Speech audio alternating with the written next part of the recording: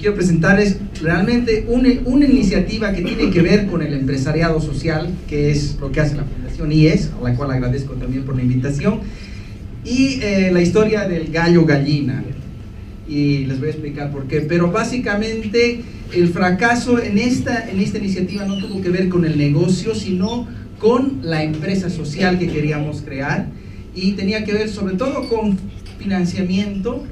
El fracaso tuvo que ver con falta de financiamiento, en el caso de David, y también tuvo que ver con el tema de poder apuntar todas las personas que estábamos involucrados en la misma dirección.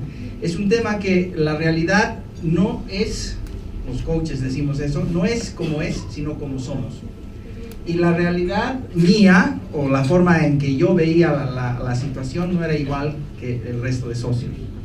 Entonces eso jugó un papel muy importante, eso tuvo que ver mucho con el fracaso.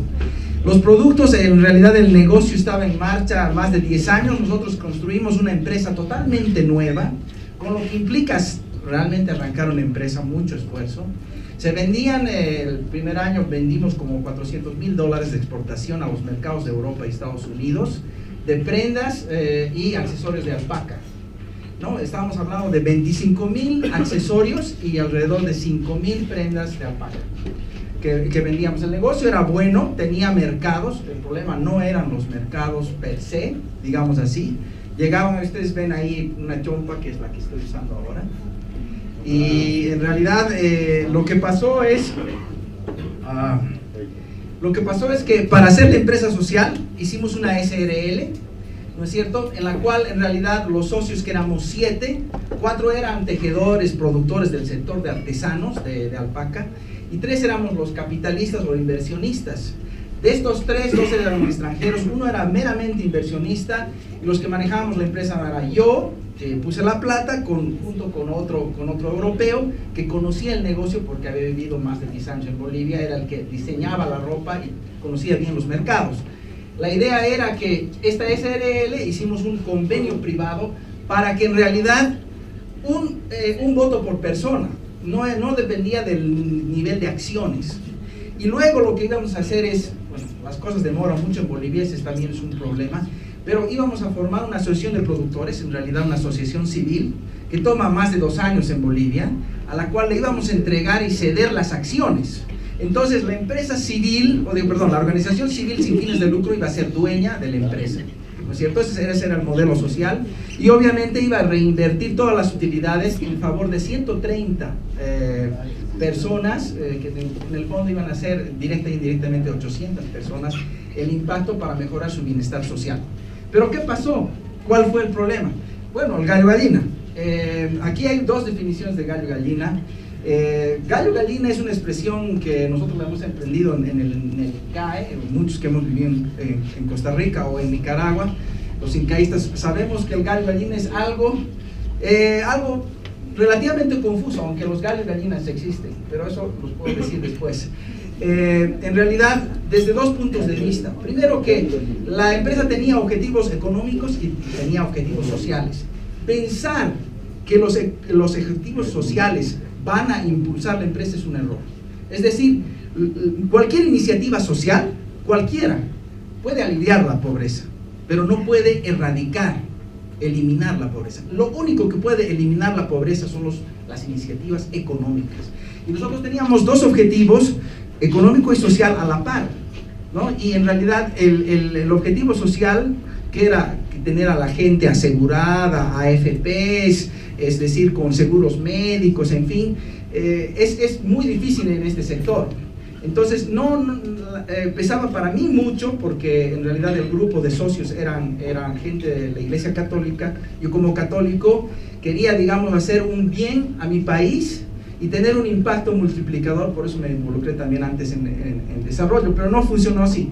Y el otro punto de vista, el gallo gallina, es aquella persona como Cantinflas que dice: estoy de acuerdo, no estoy de acuerdo, o dice finalmente: miren, yo no estoy ni a favor ni en contra, sino todo lo contrario, ¿no? O sea, el gallo gallina es una persona en realidad ambigua. Y mi socio, europeo que manejaba la parte de comercialización, era una persona relativamente ambiguo. Ahora, cuando digo eso, estoy hablando de mí, porque los coaches decimos que cuando hablamos de algo, de alguien o de algo, en realidad estamos hablando de la experiencia propia, y estamos hablando más de lo que era yo, estaba haciendo en esa época, ¿no? Esto era en el 2009.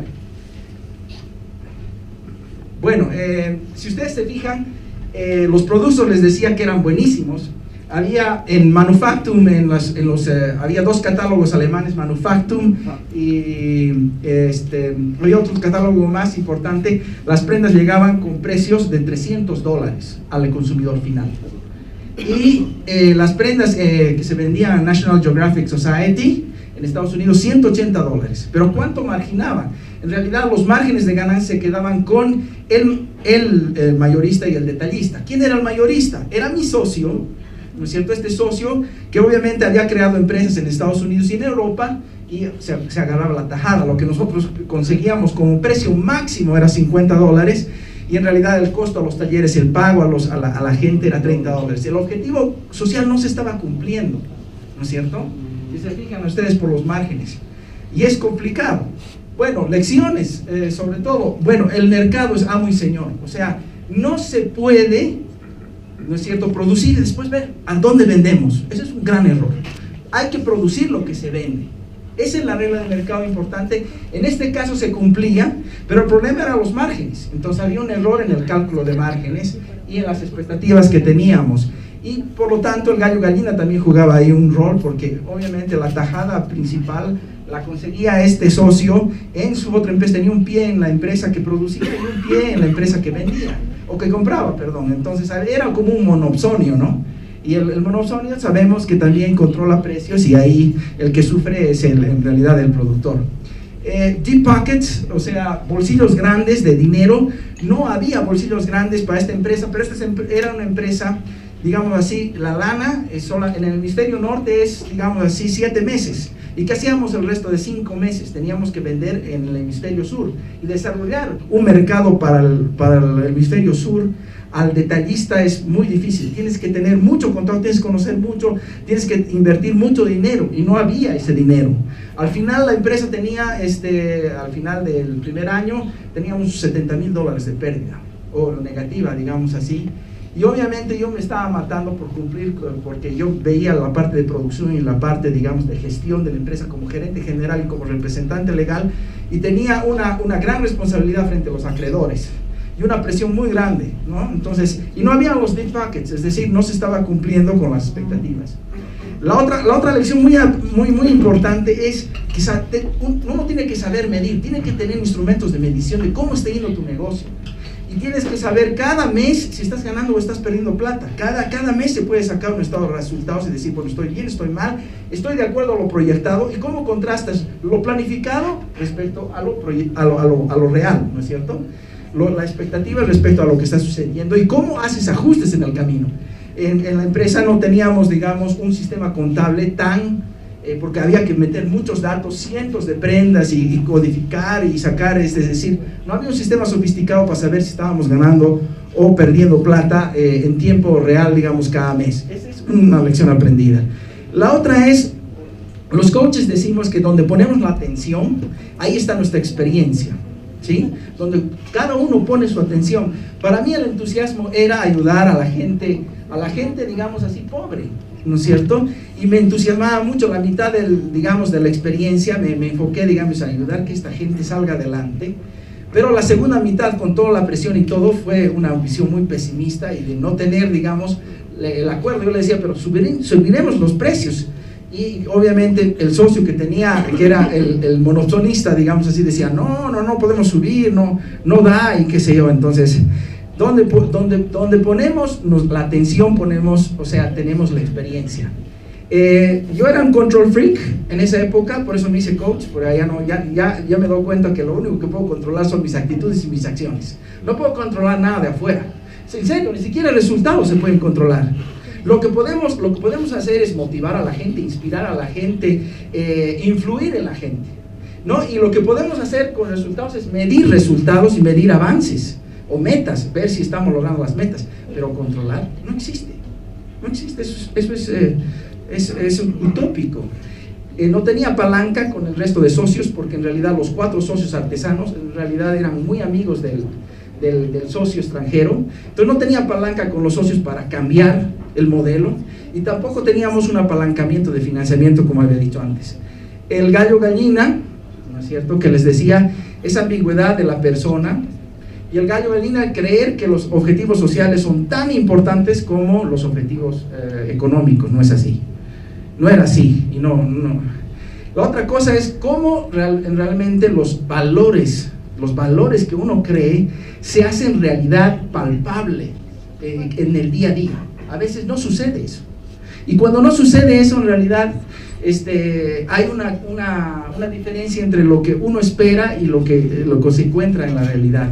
Y la otra cosa que era muy importante es fuck up nights. No, mentira, fun significa en este caso divertirse. En mi vida he dejado muchas cosas interesantes, pero yo creo que la felicidad y el divertirse en lo que tú haces está por encima de cualquier cosa, porque la vida se pasa muy rápido y nosotros tenemos que montarnos en la ola, y va a haber subidas y bajadas, como ha dicho David, siempre va a haber, pero la felicidad no se puede interrumpir, porque nosotros tenemos que estar concentrados en el horizonte, no en los baches ni en los huecos. Y entonces yo creo que es una actitud muy importante de cualquier empresario, tener pasión, tener entusiasmo y divertirte en lo que haces. Muchísimas gracias.